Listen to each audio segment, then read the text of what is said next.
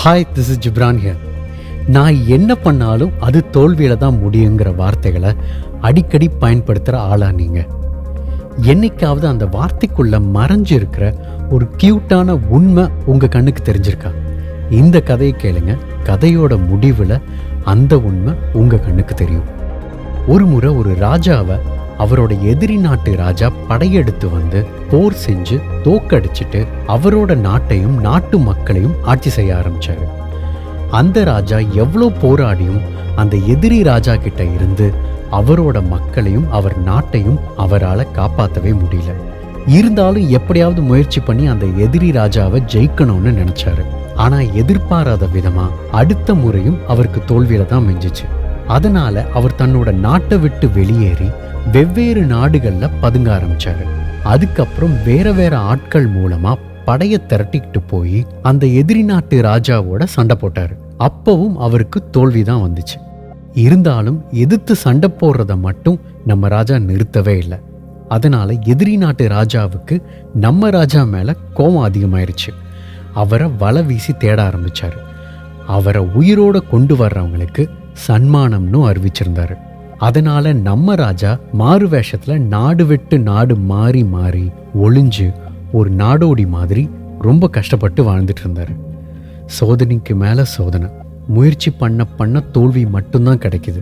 ஊரே அவரை தேடுதுன்னு நம்ம ராஜா கவலையோட உச்சத்துக்கே போயிட்டாரு. என்ன பண்றதுன்னு அவருக்கு தெரியல. ஒரு நாள் இந்த கவலையோட ஒரு காட்டுல இருக்கிற சின்ன குகையில வந்து ஒளிஞ்சாரு. ஓடி ஒளிஞ்சு தோல்வியோட வாழ்றதெல்லாம் என்னடா வாழ்க்கைன்னு ரொம்ப வருத்தப்பட்டு இருக்கிறப்பதான் நம்ம ராஜா ஒரு முடிவு பண்ணார். இனிமே நாம ஓடி ஒளிஞ்சு ஒரு பிரயோஜனமும் இல்லை. விடாமுயற்சியோட எதிர்த்து நின்னாலும் தோல்வி மட்டும்தான் கிடைக்குது. பேசாம அந்த எதிரி ராஜா கிட்ட சரணடைஞ்சிடலான்னு முடிவெடுத்து அந்த குகையை விட்டு கிளம்புறப்பதான் அவர் ஒரு விஷயத்த கவனிச்சாரு.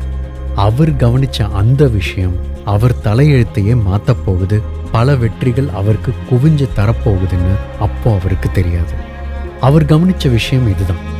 ஒரு சிலந்தி அந்த குகையோட மேல் பக்கத்துக்கு போறதுக்கு போராடிட்டு இருந்துச்சு. சிலந்திங்கிறது ரொம்ப சின்ன பூச்சி வகை. அது அவ்வளோ பெரிய குகையோட மேல் பக்கத்துக்கு போறதெல்லாம் நடக்காத காரியம்தான். ஆனா என்னவோ அந்த சிலந்தியோட செயல்பாடு ராஜாவுக்கு அந்த சிலந்தி மேல பெரிய ஈடுபாடை உண்டாக்கிடுச்சு. வச்சக்கண்ணு வாங்காம அதையே பார்த்துக்கிட்டு இருந்தாரு. அந்த சிலந்தி முயற்சி பண்ண ஒவ்வொரு தடவையும் அது தோத்து போயிட்டே இருந்தாலும் அது முயற்சி பண்றதை மட்டும் நிறுத்தவே இல்லை. விடாம மேல ஏறிக்கிட்டே இருந்துச்சு. அப்புறம்தான் ராஜா ஒரு விஷயத்த கூர்ந்து கவனிச்சாரு. அந்த சிலந்தி உடனே மேல் பக்கத்துக்கு போக முடியலனாலும் முன்ன இருந்த இடத்த விட கொஞ்சம் கொஞ்சமா அது முன்னேறிக்கிட்டே தான் இருந்துச்சு. இன்னும் சில மணி நேரங்கள்ல நிச்சயம் அது அந்த குகையோட மேல் பக்கத்தை அடைஞ்சிடும்னு ராஜாவால உறுதியா சொல்ல முடிஞ்சது. அதை பார்த்த நொடியில நம்ம ராஜாவுக்கு எங்கிருந்து வந்துச்சோ அப்படி ஒரு வேகம். துள்ளி குதிச்சு உத்வேகத்தோட எதிரி நாட்டு ராஜாவோட போர் செய்ய கிளம்பிட்டாரு. இனி என்ன ஆனாலும் வெற்றியோட தான் திரும்பணும்னு உறுதியா நின்னார். நினைச்சதை நடத்தி எதிரியை ஜெயிச்சு பழையபடி சந்தோஷமா ராஜ வாழ்க்கை வாழவும் செஞ்சார். சரி, இப்போ முதல்ல சொன்ன அந்த கியூட்டான உண்மை என்னன்னு கண்டுபிடிச்சிட்டீங்க தானே? இதுதாங்க அது. நான் எதை பண்ணாலும் தோல்வியில தான் முடியுது அப்படின்னு அடிக்கடி நம்ம சொல்றோம், கரெக்டா? இதுல உள்ள தோல்வியில தான் முடியுதுங்கிற இந்த 2 வார்த்தைகளை மட்டும் திரும்ப திரும்ப சொல்லி பார்த்தா நமக்கு ஒரு உண்மை புரியும்.